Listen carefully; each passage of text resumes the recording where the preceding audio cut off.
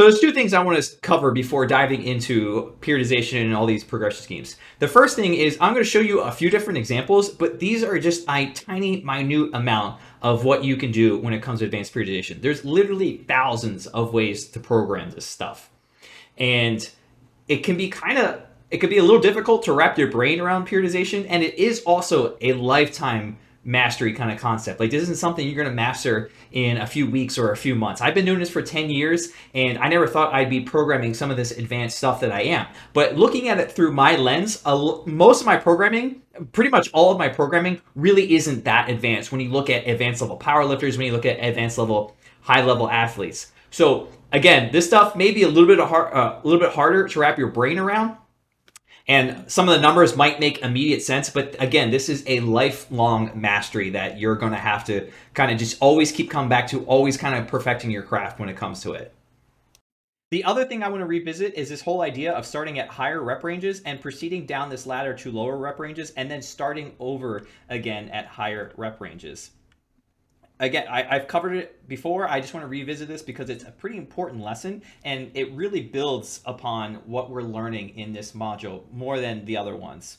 So you want to start at relatively higher rep ranges to build some specific conditioning in the lifts that you're using, like back squats or whatever lift you're using.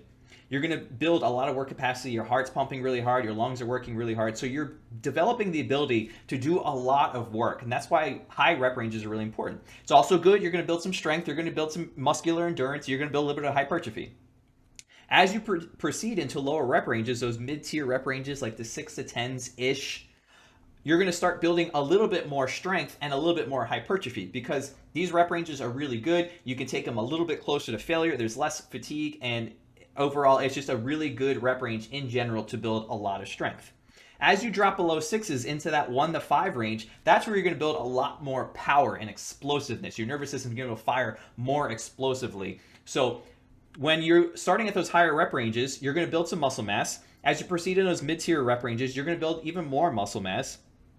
And then as you get into these low tier rep ranges, you're now teaching that muscle how to fire really explosively. So that new muscle learns how to become stronger, basically.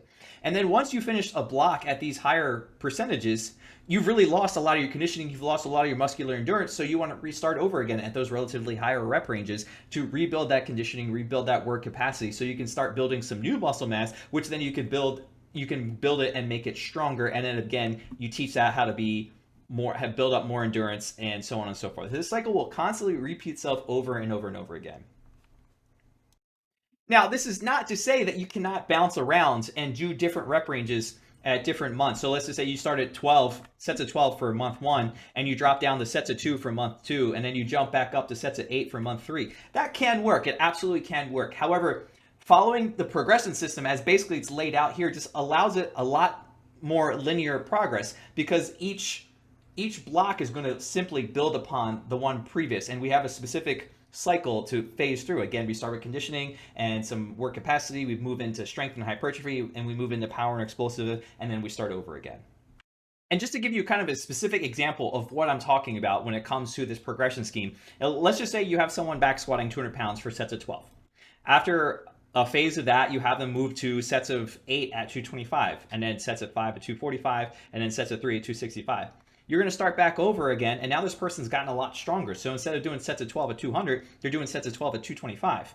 And then they're doing sets of 8 at 245 compared to 225, sets of 5 at 265 compared to 245, and then sets of 285 compared to sets at 265, and then so on and so forth from there. So this constantly builds upon itself. And this is not saying that this is exactly what's going to happen with whatever client that you have. They could progress like this, they could progress slower, they could progress more quickly. It really just depends on the person. But this is give you some numbers just to see how this constantly builds upon itself from cycle to cycle and phase to phase.